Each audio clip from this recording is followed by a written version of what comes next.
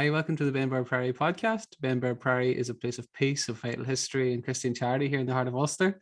We offer this podcast as an extension of our mission, so please like, share and subscribe in order to support our ministry. So in this episode of the M.R.E. podcast, we're joined by Sister Joyce Rupp. Sister Joyce is well known for her work as a writer, an international retreat leader and a conference speaker. She's also the author of numerous best-selling books, and she's led retreats throughout North America and indeed around the world. Sister Joyce is a member of the Servite community, as we have Servites here in Benburb, and was a volunteer for a hospice for 15 years. And just to begin then, Sister Joyce, can you tell us a little bit about your background and some of the key events in your life that have deformed you and your love for Christ and His church? Yeah, I'd be glad to do that, Mark, if you have about 3 hours. No, I just, I often go back to how I think it's just so amazing how our journeys unfold. We never dream when we're young where we're going to be as we get older, I think. And, I owe so much of my life to the event of growing up on a farm in Northwest Iowa. And we had a large garden. I'd help my mother out there. And then I was an outdoors person, so I would help my dad out on the farm, and we would, harvest and plant. And I just love that. And then we lived about an hour and a half from a little church called Visitation. And there were only about 90 families, I think, in that parish. And so our life kind of revolved around that church community in a way. I went to a little school there, 3-room schoolhouse, and that's where I just grew to love ritual. We had so many processions and liturgical events and things, and I didn't know that everybody didn't grow up that way, but I love the outdoors. I really appreciated being in nature, and I feel very rooted in my spirituality and nature because of that. So I just see that as one of the real key events of my life. So fantastic, yeah. And that syncs nicely with the emphasis, even on the Servites here, are very much in touch with the creation. And we have a lovely pilgrimage trail and everything where people can go and meditate and pray and be in communion with nature. So I just wanted to ask you along that intersection then, Sister Joyce, how did you come to the Servite order, and how has this taken shape over the years then? Yeah. I want to comment on the grounds at Benburb because I love it there. I always feel like it kind of settles my soul when I come in, and I never want to leave after I've been there. I just feel so connected. But how I got to be with the Servites, actually in that grade school I went to, the elementary school, I found women religious I had quite fierce and disciplined. Maybe it was because I was kind of a wild child, but when I got into my high school years, we had servants of Mary or Servites, and I found them to be joyful and hospitable and just kind, and I began seeing them as women, underneath the habit at that time. There was a real person there. And I had really thought about, maybe I should be in religious life, but I didn't want to do that. It felt very confining to me. And so I thought for sure that's one thing I didn't want to do with my life. So I chose, in my senior year, Sister Rachel said to me, do you ever think about being a Servite? And I go, oh, no, that's not for me, and lying, of course. And so then I went to university, and I had this professor, Dr. Lillian Wagner, for my speech class the first year. And I knew she was Catholic because I went to daily mass every day. It was just kind of part of my life. And I saw her there, so I knew she was Catholic. And so it was midterm, and she asked to have a private conference with me. And I was really worried. I thought I was flunking my class, And so when I came in, then I got more nervous. She asked me a lot of personal questions about my family. And then she said, where did you go to school? And I mentioned my high school teachers, the Servites, how much I liked them. And then she asked me the question that changed my life. And she said, is that what you're going to do when you get out of here? And I went, I couldn't believe this person that didn't know me was asking me that question. It was like God was just wham, And so I left her as fast as I could. I didn't want to talk to her anymore. But it plagued me the rest of that year. So I thought, I will just go and I'll try it, but I'm sure it's not the life for me. And so here I am 50 years later as a Servite sister, and so I think that's part of the reason why I just really value what other people have to say and how they have an influence on my life and I have an influence on their life. I just think that we can make such a difference in one another's journey. So that's a long answer, Mark, but that's how I got here. Thank you, Sister Joyce. And I know many of us are familiar with you through your work, your wonderful writings and different things. So I'd love to speak about some of those writings today, if we may, just beginning with so let's go with Return to the Root then first, if we may. Reflections on the Inner Life. So in this book, you guide us to see once again the essential in life, what's the root of our lives, and what keeps us rooted indeed. So that we can feel peace no matter what the events of the world around us and being tossed around. Can you give us a little overview of that book and what you hope to convey here, and what you'd like readers to get out of the book? Yes. That's my latest book right now. And I actually got that title from a quote of the Sufi poet Rumi: return to the root of yourself. And because of my rural background and my love of creation, I like that taproot image, just being rooted. And then I remembered that quote from Colossians of St. Paul, to be rooted and grounded in love. And so kind of those two things came together for me. And then I thought, so how do I want to write about this? And what do I want to encourage people to do? That really is about being rooted in love. Christ is love. And I just see the revelations of the divine in all parts of our life, all of our ordinary parts of our life. So I really try in that book to encourage people, and I have my essays are all about common events that have happened to me where I have had an insight and awareness, a connection with the deeper life from something very ordinary that's happened externally in my life. For example, one of the essays that I have is about, this happened about a year ago, and I was on a writing retreat at a little cabin. And every day my chair sat outside and I sat right across from this maple tree.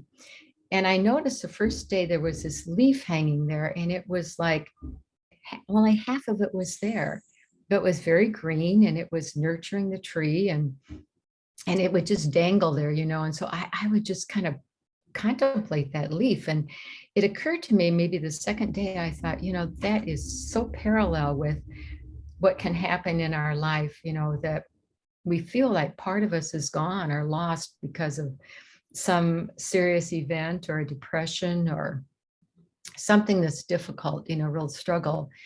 But we can go on, there's still a part of us that's alive and that can nurture and that can be meaningful. And so so that was just a great help to me. And so then I just wrote about that in my journal. But all of my essays in there, I arranged them around the 12 months of the year.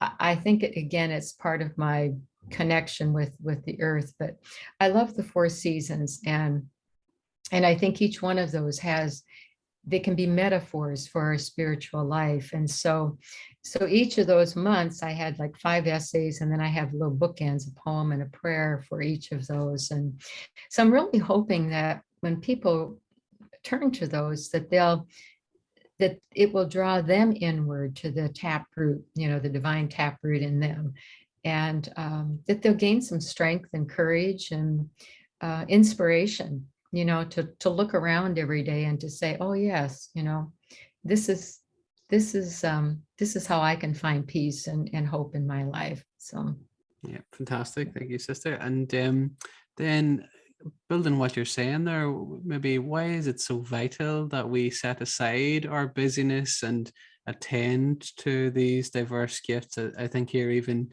as we move into autumn, even the prairie here, you have to stand outside sometimes and really behold the beauty of the Mhm. change in the seasons and the lovely foliage. And would you like to speak to that a little bit?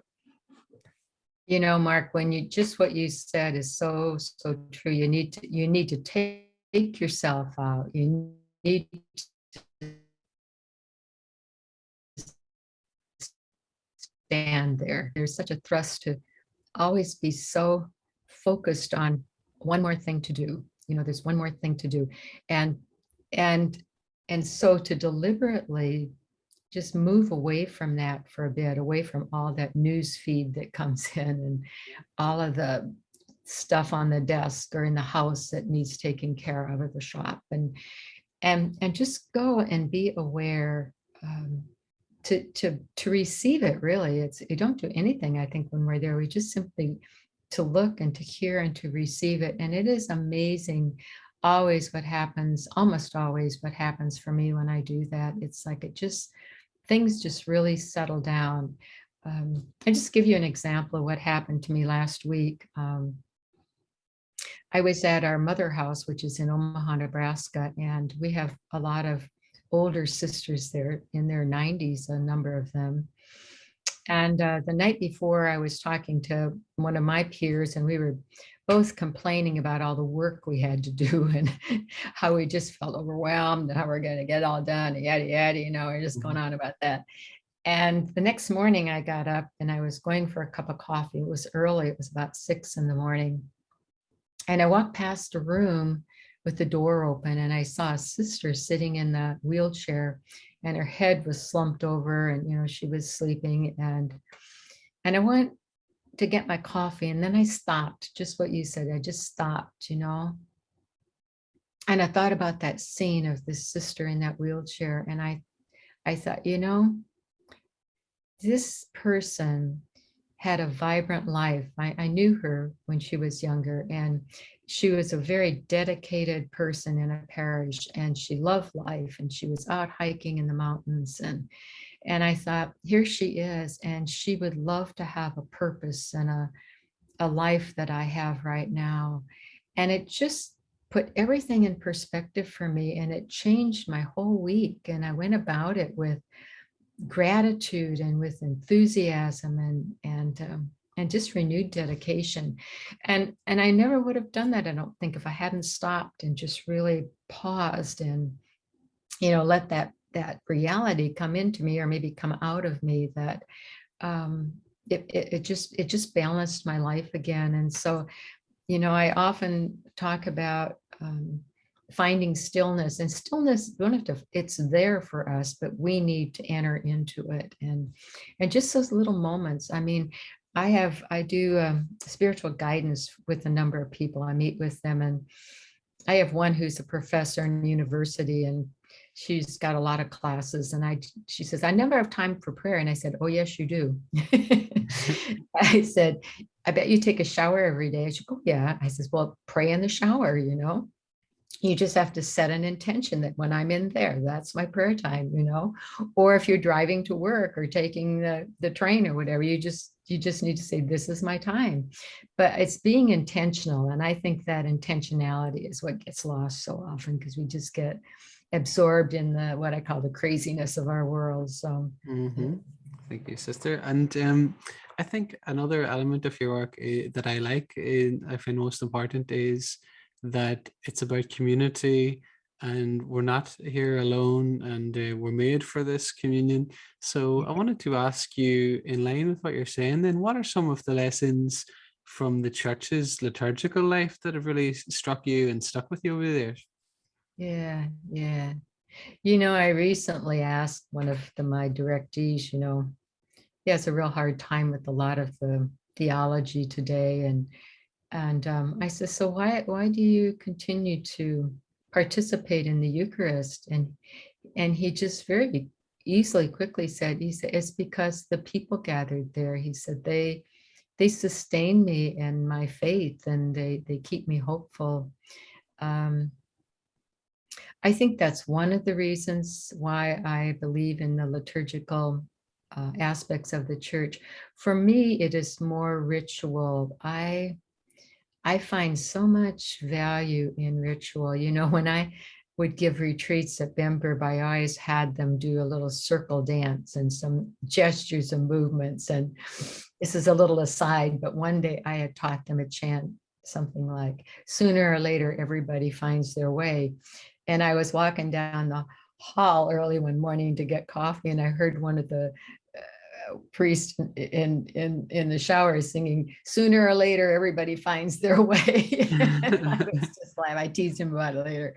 But for me, for instance, Pentecost, I like the red vestments. I like the story of the Spirit coming in and moving through people's lives. And I love to sing. And so it's the singing part of it. It's all of that together, I think, combined, that means a lot to me, and the people that are gathered there, you know, together, that we're celebrating that. But I think Pentecost is I know it is my favorite feast, because I know I wouldn't have written what I have today if it hadn't been for the Spirit moving in my life. I feel very humbled about that, because a lot of times, you know, I write a book, and when it comes out, I go back and I read it and I go, wow, they must have really edited that, you know.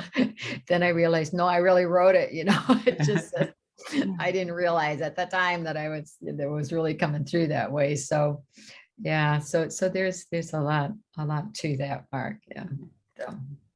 Something else which I think comes across that you've written about is the cardinal virtue of hope, which is one of the three: faith, hope, and love. I want to ask you a little about that. So amidst life's many difficult challenges, what's helped you to hold on to hope? And then why is that so vital for any of us? Yeah. You know, I'm a student of Buddhism. I value Buddhism, although I'm very rooted in Christianity. And there are some teachers of Buddhism say that you ought not to have hope because it keeps you from living in the present moment. And I feel just the opposite. I feel like hope is what keeps me living in the present moment. If I didn't have hope in my life, I would see not a lot of reason to go through the real difficult things. And I think that's why we have so many suicides today in many countries, and certainly in my own. But a long time ago, I was in my mid-20s, I think, when I read Viktor Frankl's book, Man's Search for Meaning. And that changed my life. It truly did. It changed my way of looking at life, I should say. Because, you know, he was in that concentration camp, and so many people were giving up hope. And he said, it's all about your attitude. And he names 5 things that really helped him. And the 2 that were really stuck with me were, one of them is keeping images of the beloved in your mind. In other words, remembering love, and that there is love in oneself and in the world. And the other one had to do with images of beauty. And he talked about one winter day when he just wanted to give up. He was standing out in the cold, and he had holes in his boots, and he had nothing to eat. He was starving. And he looked out in the darkness in that winter day, and he saw a little light in a window, a farm window far away. And he said in that moment, he knew he wanted to live. He knew that there was light in the darkness. And that just takes me now. What I've learned as I've moved along since then is the Paschal mystery. And the Paschal mystery is life, death, and then rebirth or resurrection. And it's the same thing for the 4 seasons. You know, it's like we go through springtime, and then the fullness of summer, and then autumn when all the harvest is taken, in that fallow winter time, the dark, the quiet, and then we're back to spring again.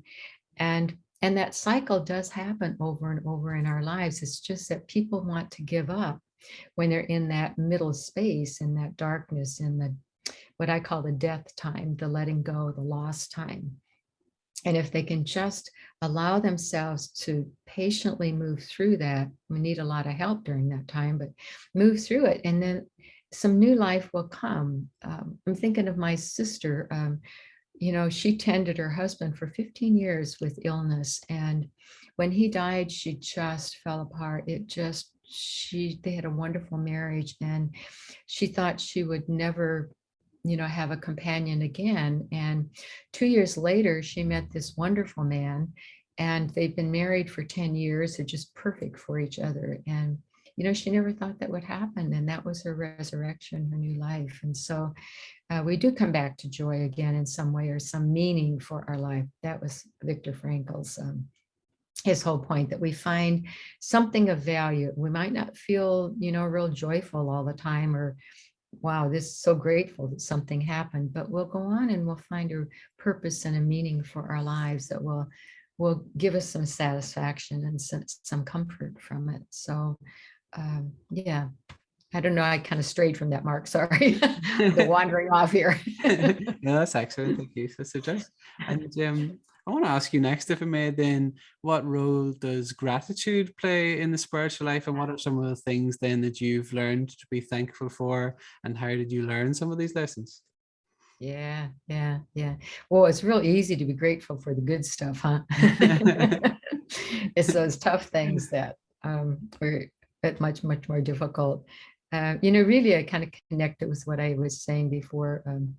I think not a day goes by I don't give thanks for something in my life. And I think the more gratitude I have, the more it keeps things in perspective. Kind of like with that sister that I saw in the wheelchair, I was just suddenly was so grateful for that. I'm healthy and active and I have energy. At the same time, I always think I want to be careful that I don't draw forth my gratitude because of the inabilities of other people or the misfortunes of other people. So I have a practice of, every night before I go to sleep, I look over the day and I just find things that I want to say thank you for. And there's always something, even if it's been a difficult day. And I have another practice that, I go for a walk every day. I walk for an hour every day. Try to walk 3 miles every day. It's easy to do at Bamberg. and I've become aware, oh gosh, maybe 5 or 6 years ago, I'm just so aware that I'm on this rolling planet in the universe, that slowly moving, with the seasons, the planet goes and I'm going with the planet. And I love that thought that I'm sailing in the universe. And so when I go for my walk, I just look around me and I think about myself being on earth, and then I thank everything around me. I thank the trees, I thank the vegetation, I thank the ground that I'm walking on, I thank the creatures, I thank the water of the lake that I walk by, and the water in the river, and the light that I have. And then I thank my body, I thank my eyes and ears and all of that. And then I move to thanking God for the people in my life. I have a lot of people. I just name all of them on my walk, and I give them over to God for God's care. So I think gratitude, and I look in my journals, and I think there's hardly a day goes by I don't have some word of thank you when I'm writing in my journal. So I think gratitude puts life in perspective, and it keeps the heart balanced. I guess I would say that too. So not to be overcome with what really can be extremely difficult times. I want to say one more thing about that. It just comes to me. My brother drowned when he was 25. He was 23 and I was 25. And he drowned in a fishing accident. And I remember that I was just devastated by that loss. I thought I would never get over my sorrow. He was next in age to me, and I really loved him. And I never thought anyone in my family would die at that time. And it took about 15 years for me to finally move through and come to a place of peace with that death. And I did it during a 30-day retreat. But how I'm grateful now. I'm not grateful my brother died, but I'm grateful I had that experience, because a lot of my writing is around death and dying and loss.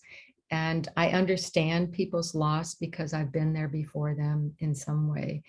And so I'm grateful for that for how I came through that and what it brought to me. I'm not grateful for my brother's drowning, and if that makes sense. But so I think that even when we're experiencing great loss or trouble or struggle in our life, I think we can still have a place for gratitude. And that gratitude, I think, will help us hold on till we get to a better place. So Absolutely. Thank you for sharing there, sister. And may his memory be eternal. I want to ask you next, if I may. Somebody, Dostoevsky, no less, said the beauty will save the world, I believe. And I think in line with what you're saying there, on the other side of death is this life, and life is ultimately worth living from our Christian perspective. And I want to ask you, what's the place of beauty in a world that's increasingly occupied now with what's useful or what's profitable, and how might we become more grounded in this maybe incarnate beauty, if we may call it that? yeah. Um, beauty means, I think Keats, the poet Keats, said that beauty means so many different things to different people. It's in the eye of the beholder. And, for me, beauty is being in the mountains or by the sea or walking through prairie grass in a meadow. And I have friends, for them, New York City is it. They love the noise, they love the activity, and it drives me crazy when I'm there. So beauty is different for different people. But what I think is underneath that beauty, and by the way, I've learned a lot about beauty from your poet, John O'Donohue, the Irish Celtic poet, of appreciating beauty. But I think underneath, and the reason for beauty is the stillness, the perspective, again, that it can give us. I think we have to begin with children, very young children now, in order to change our world. I'm thinking that more and more. I have two young cousins here, and they both have two young children, and they're teaching their children to appreciate beauty. I see how they do that in beauty of people, beauty of experience, the beauty of nature. And these children they have an appreciation and a respect for life. And I think that's part of what beauty does. It helps us respect respect and appreciate life. And to me, in the United States, and I think it's true in a lot of places, people have lost their respect for one another. They say absolutely horrific things about and to one another. And I think it's because they're so caught up in their own lives, and they're so caught up in the political and the mess of the trauma of what's happening in the climate in the world. And they've forgotten to pause and to look and to see beauty in their own families, beauty within themselves. And I think until we do that, I think we're going to have a very troubled world. So I think your question about beauty is really vital. And I know that there are groups now that are taking children out and having them plant gardens. I mean, most children think milk comes in a carton, they have no idea where it comes from. And the same way with most of our food, it just comes in a package. And that's one little thing. But they're also, and I've been so touched by children who are so aware of the suffering of the world. And children who have they start these programs to help other people. Maybe they're creating something material and selling it in order to help someone in need. But I see it in the children in the world, and I see it certainly in some adults as well. But overall, I think it's the children that are going to lead the way in the future. So. Excellent. Thank you, Sister Joyce. And I think that takes us on nicely to another book that you've written, actually, Boundless Compassion, Creating a Way of Life. So first, can you maybe describe Boundless Compassion, what that is and what that involves? Yes. That's and I could spend our whole time on that, but I'll try to keep it short. I want to tell you how I came to Boundless Compassion. I had my closest soul friend truly died suddenly. And I was at the hospital with him and his best friends and one of his family members when he died early in the morning. And so I went home and I was filled with sorrow, and I was standing at the patio door, the glass doors, and I was crying, and a hummingbird came up to the window and it just fluttered and fluttered in front of my face. I'd never had any hummingbird ever do that to me. And my friend that died loved hummingbirds. And I was looking at that hummingbird. I thought of him, and then it's so hard to explain. I heard it was like I sensed it, but I also in a sense heard it, and it said, what the words I heard were, love is the only thing that counts. Love is the only thing that counts. And, I didn't realize then that I would be starting this program called Boneless Compassion, but that was a seed for it. And so finally, when I did, I know I spare how all that happened, but Boundless Compassion, to me, the boundless part of it is that one act of compassion can have a tremendous, tremendous influence and connection. And I think we know that from the interdependence of our world now. One good act or one bad act can have such an influence. But the other piece of it is that we have the ability for boundless compassion. And in our program, we study neuroscience in relation to compassion. And neuroscientists are saying that everyone is born with an innate capacity for compassion. We all have it within us to be very compassionate human beings. However, depending on the environment that a person grows up in, what that person is taught or not taught, what the events that happen, that person can lose or have a complete loss of a sense of that compassion. And I recently read in National Geographic that I think everyone ought to have empathy, to be able to have a connection, a sense of another person's suffering. But they say no. Scientists say some people's ability to be empathic is very small in some people's brains. So that helps me be a lot less judgmental. But for me, boundless compassion really is a way of life. And that's something that I've just had to learn. It's been 15 years now since we started Boundless Compassion. And so I always thought of compassion as, it's like going to visit the sick, or it's being with someone who's suffering in some way. But I've learned that it really is, first of all, about how I think about people. And it's how I respond to my feelings. And then it's how I act, how I speak and what I do. And so this thinking, I'll give you an example. Think of something here. Yeah, it just happened to me last week. So I have a friend from many years ago who just died. He had a kind of cancer for almost 20 years. And he was just the most wonderful man. He was kind-hearted, he was gentle, he was thoughtful. And so I knew that he was in a difficult marriage. He never ever talked against his spouse, but I knew it from other people who knew my friend. And so when he died, his spouse said to the children, I waited 20 years for this to happen. In other words, she was grateful that he had died. And it just pierced my heart. And I immediately began in my head all these scenarios about what a wicked woman she was. And when I went to the funeral home, the things I was going to say to her, you go through all of these. And I would just really let her know, who she was and what she was like. And, and so this went on, for a couple hours with me. And then I remember compassion. And this is how we teach. So then I backed up and I thought, number one, I'm not the person to judge her. Yes, we have to stand up for justice. But in this situation, I need to let her be. I do not know what goes on inside of her.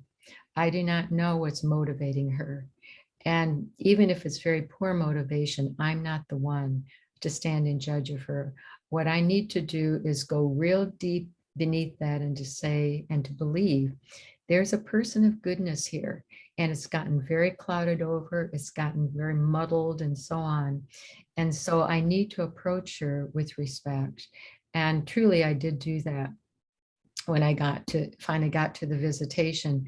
But if I'd gone right away, with that scenario going, I probably would have been pretty nasty to her. And so that's why we teach mindfulness with Boneless Compassion, because mindfulness means I step back and I observe what's going on inside of me, what's going on around me. Move away and take a look at that, so that, I'm not trying to quote play God here, or I'm not responding in the same violent way or non-forgiving way or whatever it might be. So compassion, compassion can be boundless, but a lot depends on what's going on inside of us to have it be that way. And we certainly need compassion in our world today. So. Amen. And I want to ask you next something which I think is integrally related to what you're speaking about there, sister, is something the Bible speaks about often is hospitality. And I wanted to ask you, why do you think then does the Bible constantly call us to be hospitable, going beyond hostility?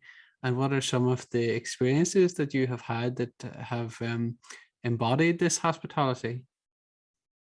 Yeah, that's such a good question, Mark. And it really goes along, I think, with the need for respect for each person today. But, I've traveled for my ministry, I'd say, let's see, I started about 35. I've traveled for over 30 years, for giving talks and conferences. And so almost always when I would go someplace, someone would meet me at the airport or wherever it was, at the door of the center, a person I'd never met before. And almost, I'd say 99% of the time, I experienced such marvelous hospitality, welcoming and being present and meeting my needs as best they can. And I think about that relationally, so many times in scripture, Jesus says, welcome people, whatever you do to others, you do to me. And both the Jewish scriptures and the Christian scriptures speak about hospitality, especially to people who are poor, to widows, to children.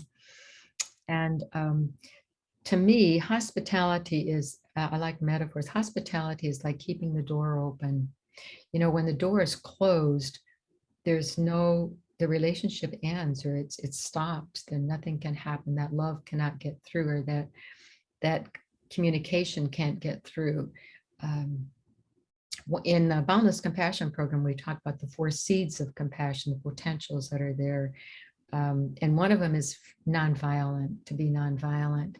And, as I explored nonviolence, I realized that I can be violent in my mind, the things I think about other people. I can be violent in my words, I can be violent in my silence, and all of that is being non-hospitable to another person or group. And again, I think hospitality,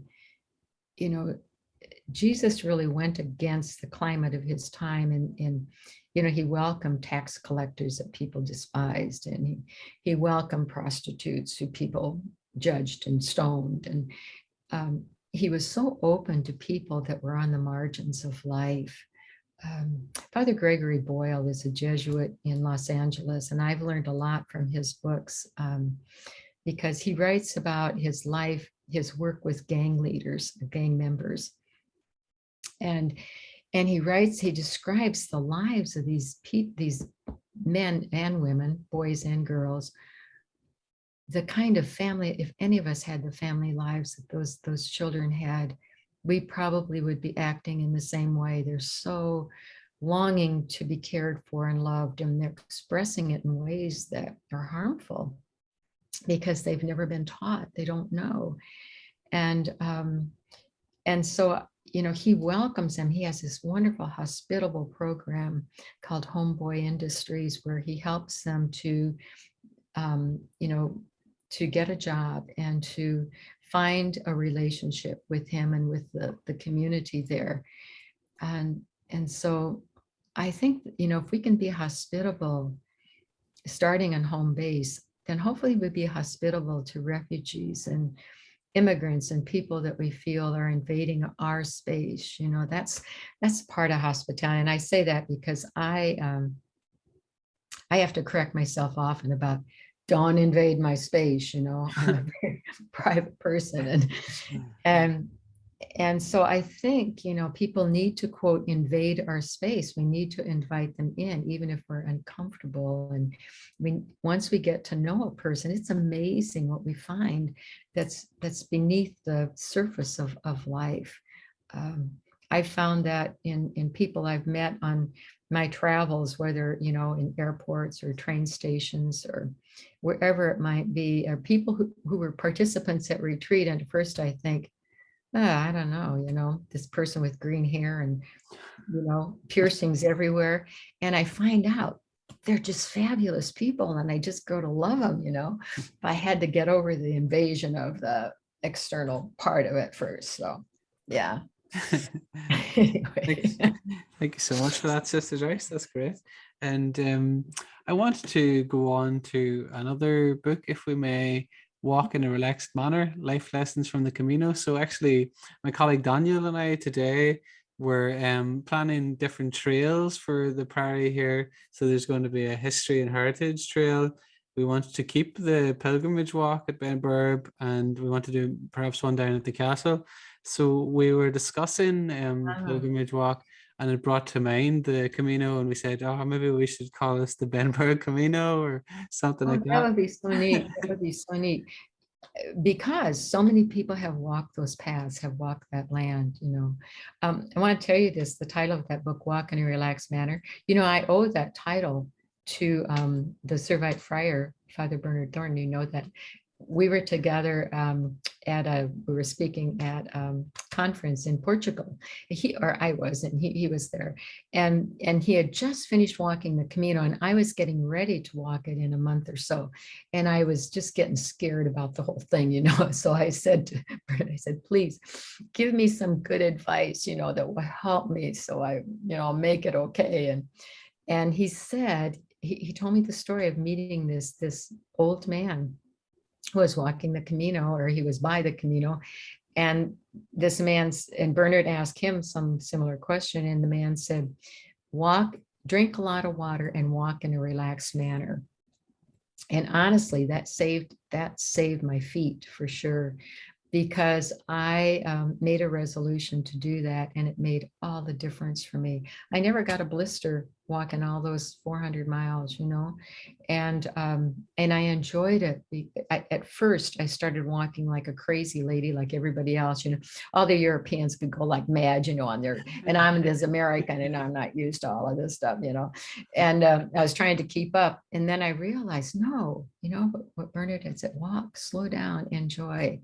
And it was a powerful experience for me, and I owe so much to him for that bit of advice. I think that's a good example, going back to what we said earlier, how, one act of kindness or one word can make a big difference, because that really, it did for me when I was walking the Camino. And, a Camino, the Spanish for walk, it isn't always a pilgrimage. It's the intention for which we walk it that makes it a pilgrimage.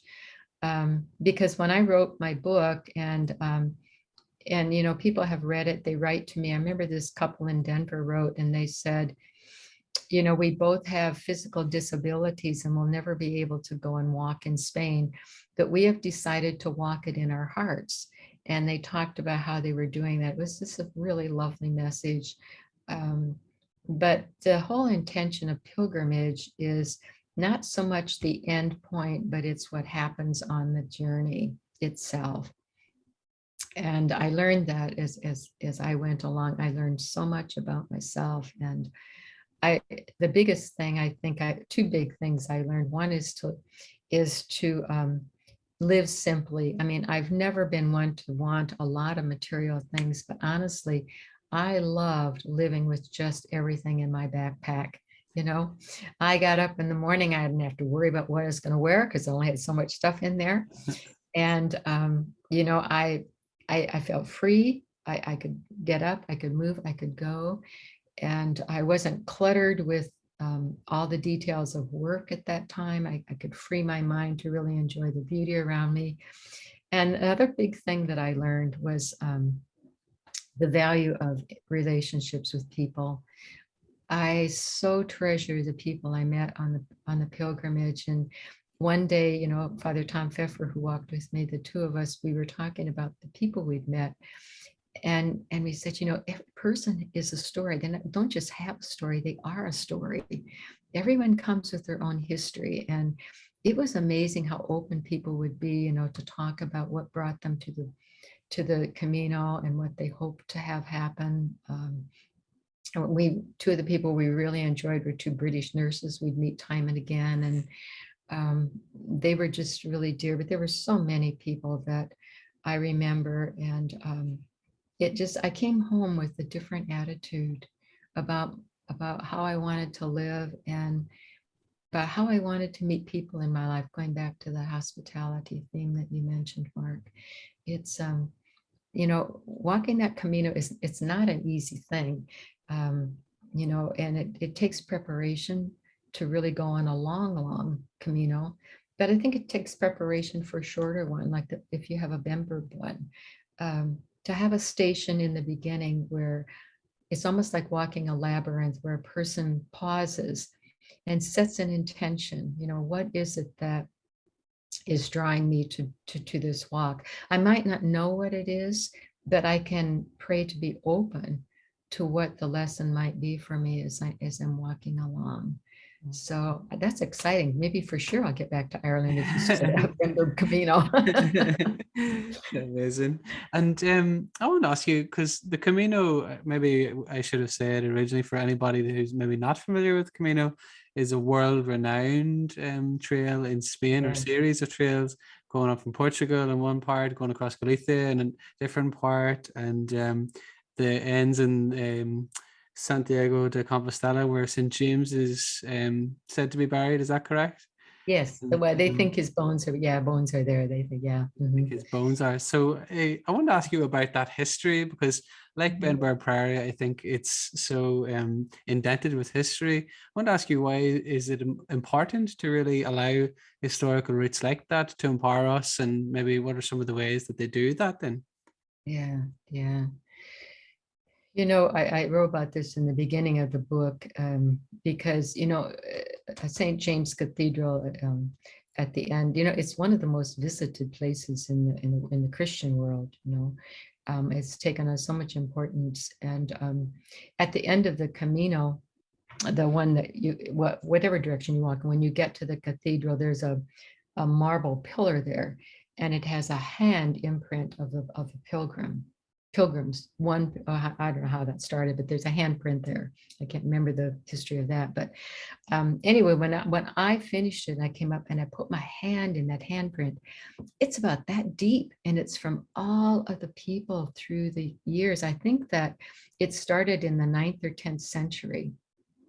And so it's almost like the electromagnetic field, the energy, when you put your hand in there, you are just connected with all the people who have walked that path from earliest times. And that is part of a pilgrimage, is that the people that have walked before it have prepared the way by their presence, their spiritual energy that they brought to that path. And so that's a piece of the history of it, I think, remembering the ancestors that have gone there before. And so that you're not alone walking it, even if you're physically alone, you're a part of history. You're part of this journey of life that's there. And so, you know, there are a couple of different historical aspects about that path. Some say that that part of the specific path that was chosen to go to the cathedral through Spain is that it's through that it's the Milky Way is above it. And I really like that idea, the walking under the stars. Some say that, the history is that St. James' bones were found by a shepherd in the field, and eventually they found their way to the cathedral in the vault that's buried there, and that people began gathering and wanting to go there, and that's how that path began. But it's, there, I think, way back when I walked it, there were about 1,000 people a day in the summertime that would be on that path. And now I've heard that in the summer, there's at least 100,000 people that walk. It's getting to be quite crowded. And, but I think there's something in the human spirit that seeks to be connected, seeks spirituality, seeks a spiritual connection with the divine. And there's also a sense of adventure about this. You don't know for sure where you're going if you never walked it before. At the time I walked it, I didn't have a cell phone. I didn't have access to the weather. I just got up every day and I walked, whether it was raining or it was hot. It was hot a lot. And, I didn't know the news of the world at the time. I deliberately didn't want to know the news of the world. I wanted to just really be attentive to the path.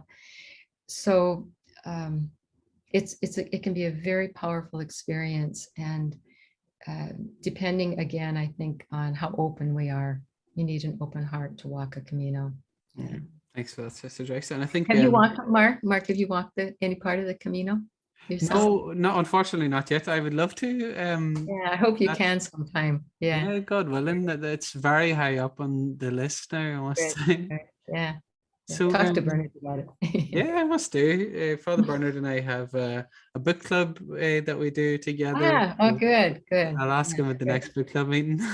All right. Yeah, great. So I want to ask you next then, Sister, about the contrast. So you mentioned there the importance for it to truly be a pilgrimage of the intentionality. What is the contrast maybe between that and our modern conception of tourism, and maybe from some of us, perhaps including myself, we're more flippant whenever we see the museum and we're kind of living this vicarious, like we're on our phones and we're not really taking it in. Would you like to speak to that a little bit? Yeah. Well, and I think that's getting more prevalent rather than less. Yesterday I was driving someplace. I saw children, probably 12, 13 years old, leaving school, walking across the street. Their eyes are glued to that phone, and they're not even concerned about a car running over them. They're just glued to their phone. But I think it's true for us adults as well, and not just our digital device, but a lot of different things. And that's where I think that people who are committed to the inner life, let me say, I think that we need to speak and write and teach and assist people. And I would start with pastors in parishes.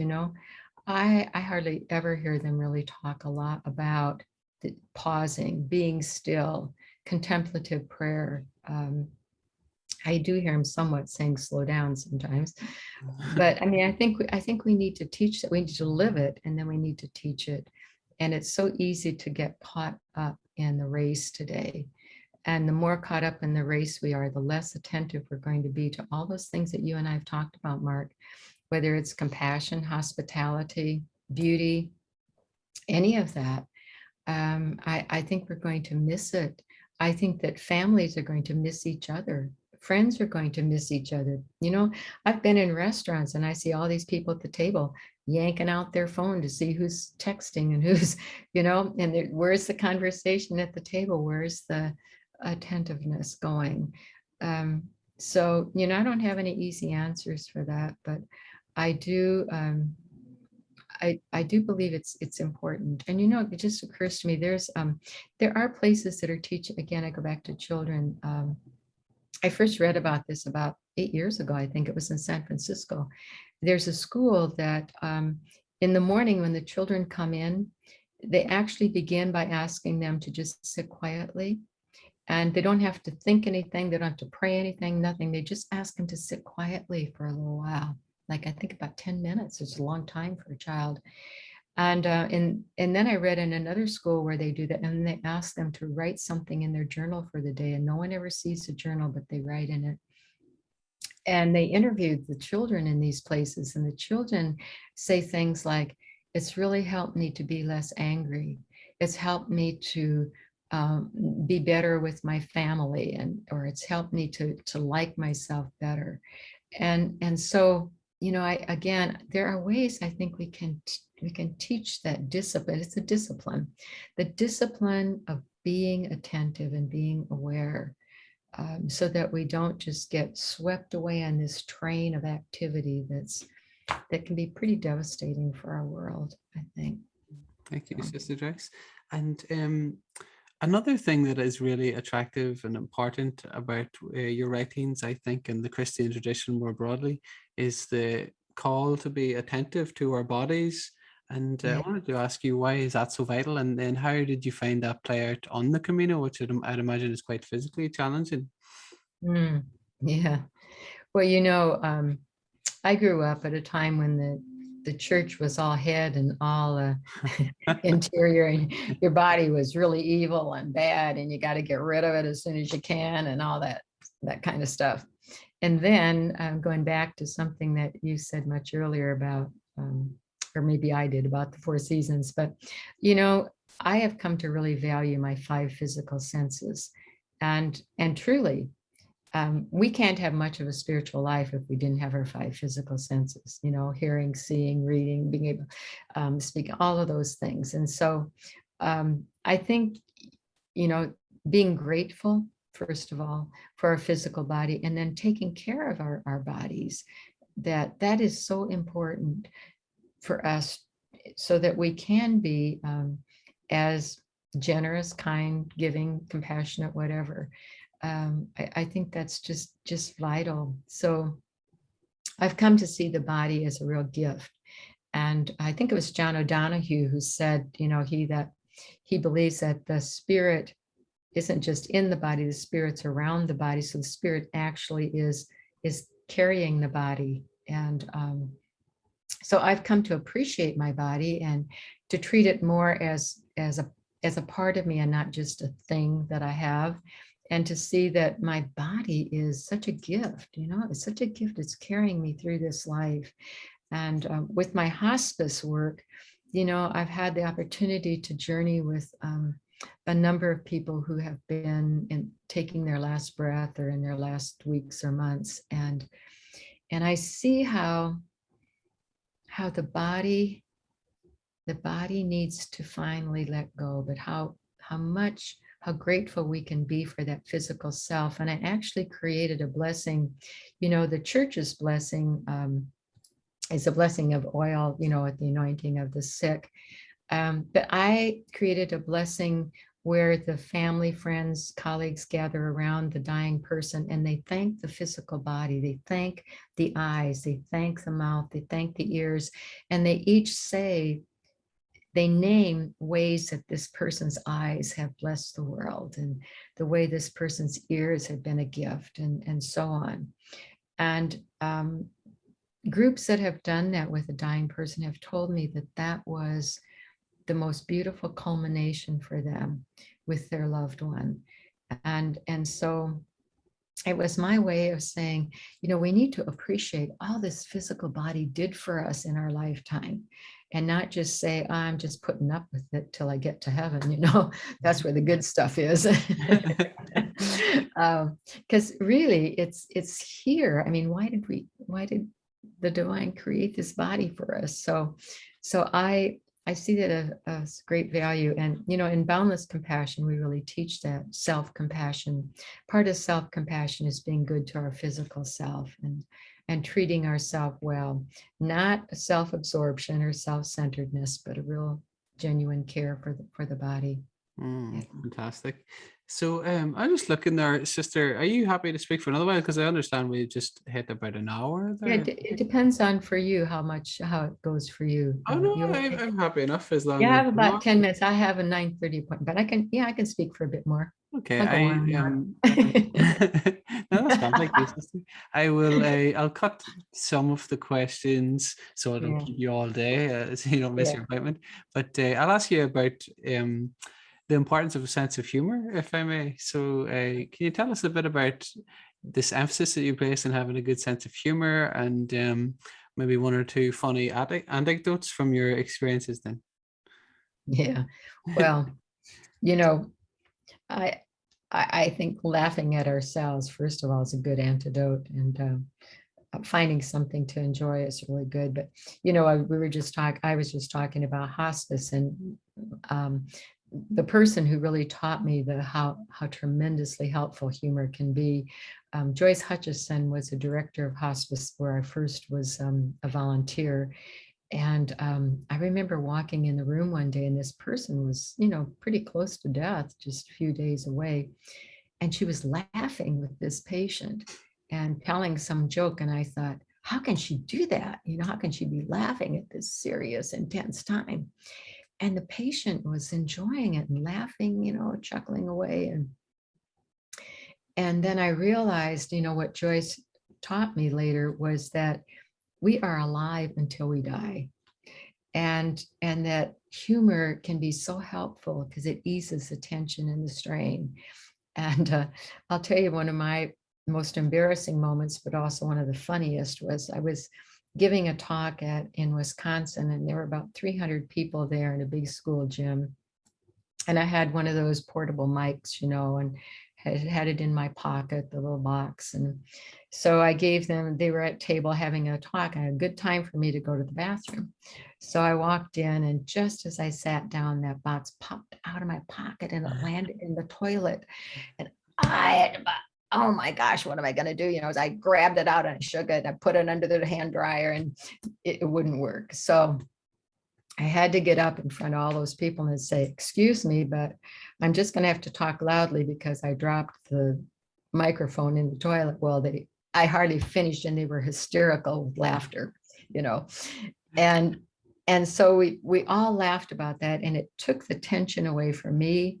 I got over it. I finished the day and it went okay, but I could have just, beaten myself up and tried to hide what happened and gone on with it. But it was really good. And, many times we were talking about the Camino earlier, Camino de Santiago, and there were many times when laughter really helped. I remember this one time, most of the time our housing was in big rooms that had bunk beds and a lot of people. And this particular one probably had about 40 people in it. And Tom and I happened to be on the top bunks, and we happened to be on the ones kind of next to each other. And we were just exhausted that day. And it was one of those times I was wondering, why am I doing this? This is hard work, and I'm hurting tonight. I'm tired. And I look over, and he's sitting on that bed, and he's got these, those masks you put on that to keep the light out. He's got it on top of his bald head, and he's just looking strange. And I started laughing. I looked at him, I started laughing. And he says, what are you laughing? He says, because you look so weird. And other people heard, pretty soon the whole room was laughing, And it just eased all of that stuff I was feeling at that time. And, the next day is a new day, and went on with it. And it was good. And so, many's the time that I have found something that, I can just laugh and not make fun of it, but just laugh at the absurdity of it, or just the craziness of what I did or didn't do. It made a difference. And I think laughter is a great antidote to difficulties. And I think we can all take ourselves too seriously. I can take myself too seriously. And when I do, I need to find something that I sometimes I've even found a good movie, comedy, just gotta get a few laughs going here. Absolutely. Thank you, sister. And Just lastly then for this afternoon / morning, may I ask you, is there anything that you're working on at the moment that you still feel the passion to get involved with that you'd like to tell us about? Yeah. Well, I always say I have thoughts about what I want to write. I said, I'm going to be on my deathbed and I'll say, does anybody have a pen? I'll write one more thing. But I have a number of things that I want to write, but one of them, now that I'm in the older stage of life, I really want to write about elderhood. And not, there's so many books that are cheerleader books, I think, about getting older. Oh, you can do all this and you can do this. And, and I really see from I have a group of elders that I meet with and I listen a lot to them. They're about 15 years older than I am and still have very good minds, fragile bodies, good minds. But I want to write about how I think that those later stages of life are an opportunity for tremendous spiritual growth and to draw forth the wisdom that's there. I think so many older people, because they're not respected for their age, they don't realize how much wisdom they have from their life experiences, and they have so much to teach us.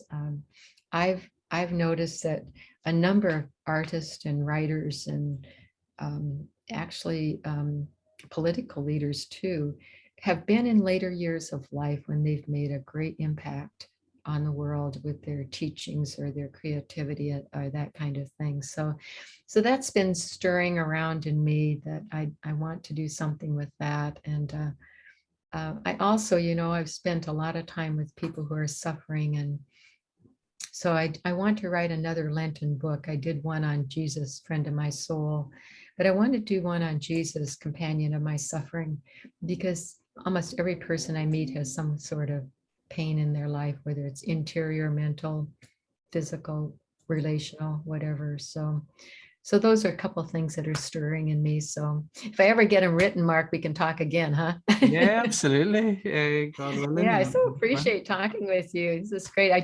My only sadness is I wish I were right there in the room with you, so then I'd be in Denver. No, thank you so much, Sister Joyce. And actually, if I might ask, where can viewers or listeners then find out more about you and your work? Yeah. Oh, thank you. Yeah.